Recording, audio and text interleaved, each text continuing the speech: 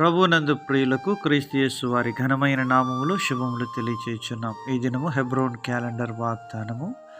అన్యజనులలో ఆయన మహిమను ప్రచురించుడి, సమస్త జనములలో ఆయన ఆశ్చర్య కార్యములను ప్రచురించుడి.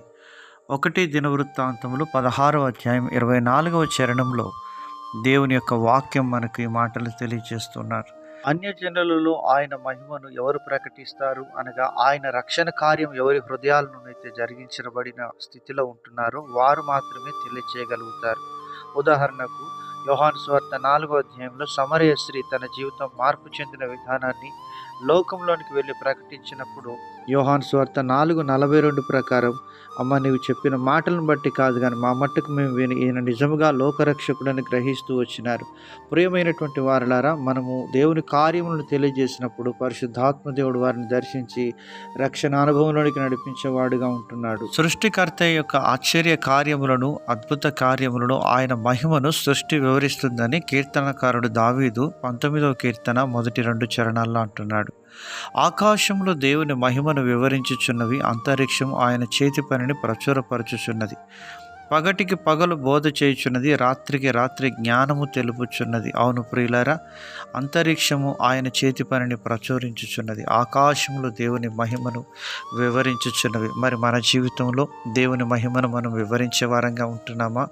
మార్కు సువార్త 5వ అధ్యాయంలో గెరాసేనుల దేశంలో దయ్యం పట్టిన వ్యక్తి తన జీవితంలో దేవుని మహిమను దెకపోలి అంతా ప్రకటిస్తూ వచ్చినట్లుగా చూస్తూ ఉంటున్నాం.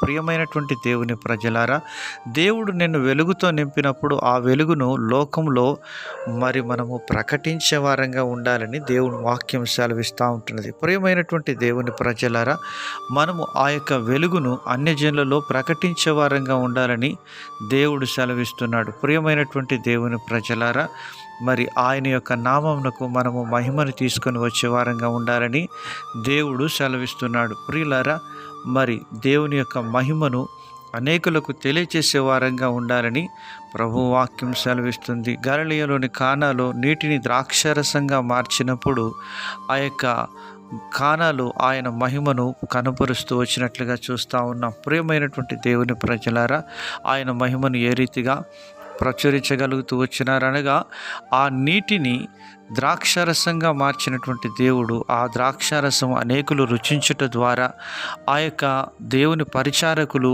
ఆయనకు విధేయత చూపుట ద్వారా, ప్రభువుకు లోబడుట ద్వారా, తమను తాము సమర్పించుకొనుట ద్వారా ప్రభు యొక్క నామానికి మహిమను తీసుకుని వచ్చినారు. ప్రియమైనటువంటి దేవుని ప్రజలారా, ఆ విధంగా ఆయన మీతో చెప్పునది చేయుడి అని దేవుడు సెలవిస్తున్నాడు. ఆయన మహిమను మనం ప్రకటించాలి అంటే మన దేహముల ద్వారా దేవుని మహిమపరిచే వారంగా ఉండాలి. ఆ రీతిగా ప్రభు సహాయం చేయనుగాక.